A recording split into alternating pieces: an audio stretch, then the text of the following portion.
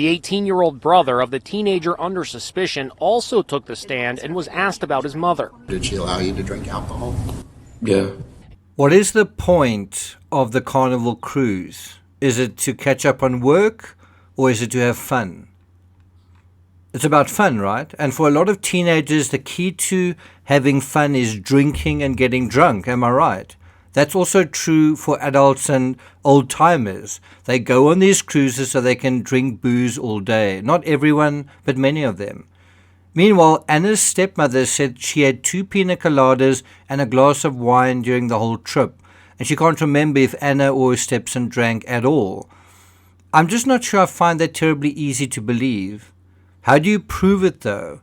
How much CCTV do you have to go through to see, to show specific people drinking alcohol through the course of this particular cruise? I got nightmares in my head, I fear. Thoughts build up until I can't feel. My mind fills up into a creature, and it haunts me somewhere much deeper. I got nightmares in my head, I fear. One of the more interesting legal ramifications is that, did you know if you're a minor and you commit a crime while intoxicated, that is often regarded as a mitigating factor? Have a look at this.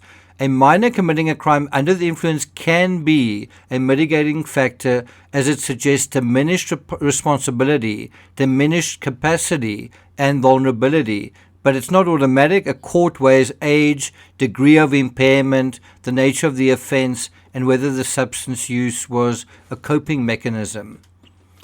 Whereas if you're an adult and you commit a crime while intoxicated, that's regarded as reckless, almost always regarded as aggravating. Voluntary intoxication as an adult is generally considered an aggravating factor in criminal sentencing. Now, do you remember about 2 weeks ago in the early days of this case, the notion came up that the kids probably did consume alcohol because they were in international waters. Remember, it's not just this idea whether the parents allowed the kids to drink, but whether the crew were allowed to serve drinks to younger passengers. And the answer appears to be yes. I suspect alcohol is an important factor in this case, not just physically and psychologically, but it also has a critical and crucial bearing on this case in the legal sense. And that's the number 4 clue everyone missed. And that's also why I think it's taking a while for the appropriate charges to be filed, because they have to be calibrated according to the appropriate level of legal culpability, given the age of the offender and the location of the vessel.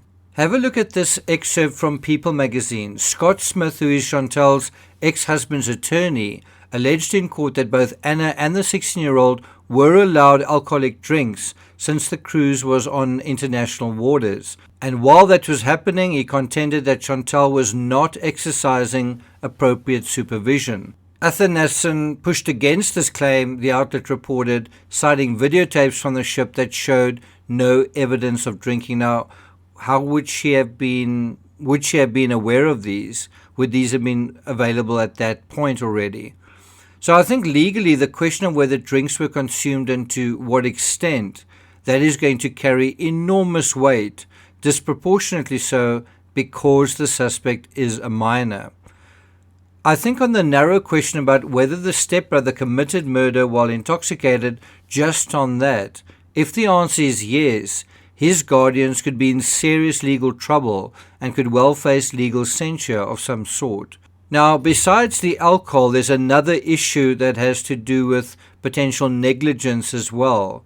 In court, the stepmother was asked who decided about the sleeping arrangements. 3 of them are, like the 3 amigos, they're best friends. Who made the decision to have these 3 teenagers in one room in the cruise? We had talked it over with our travel agent, and that was what was suggested. Was it a mutual decision between yourself and your husband? Correct. That is another huge legal question. I don't think you can say the travel agent did make that decision or that the kids themselves did, make that decision. It's essentially, at the end of the day, it's the responsibility of the parents. And so if they knew about them, these sleeping arrangements, and they did, it is, in my opinion, unambiguously their responsibility. That's a big reason why this murder was committed. Now, if the court decides that it was also their decision that led to the stepbrother and Anna sharing a room, when A, they were previously warned of incidents, that's if they were, and B, they chose to ignore these warnings, just as they allowed the consumption of alcohol, that could possibly lead to charges for Chantal as well. Now, what is very curious to me is that no one suspects anything until 11:17 a.m. The stepbrother apparently pitches up right as rain for breakfast that morning, but then as soon as Anna is found dead, he seems to have a medical episode and is hospitalized. What is up with that? Did he ingest pills after the fact? Or had he had too much to drink before the fact? Or is the medical episode a way to avoid being questioned? Or did he have some kind of anxiety-related episode, a kind of a panic attack? Now, besides the eldest brothers saying they were allowed to drink, have you noticed both of Anna's grandparents have been photographed holding tumblers? I'd be very curious to know what's in the one her grandfather carried to court yesterday. Who goes to court carrying one of these? And what are the chances there's alcohol in her grandmother's drink in this image? And what drink is Anna holding in her hand in the same image? These are important questions because if there were pre-existing drinking patterns, then that might explain a pattern of drinking on the night of the incident. The drinking would also explain why the family seemed to get a late start that morning, meaning why they were late to breakfast and why the room was only cleaned after 11 a.m. You can also bet your bottom dollar the toxicology tests are going to be about alcohol as well in his system.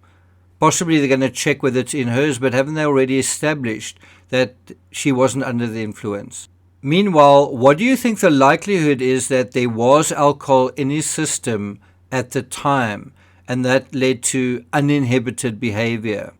Well, I'm not going to take it further than that. In the next episode, we'll deal with the number 5 clue we all missed. Do you have an idea of what that clue might be? If you do, leave your thoughts in the comments. Before I go, just a quick shout out to Suez Not Sewer. Thanks very much for your contribution. If you're finding this analysis worthwhile, please feel free to make a contribution as well.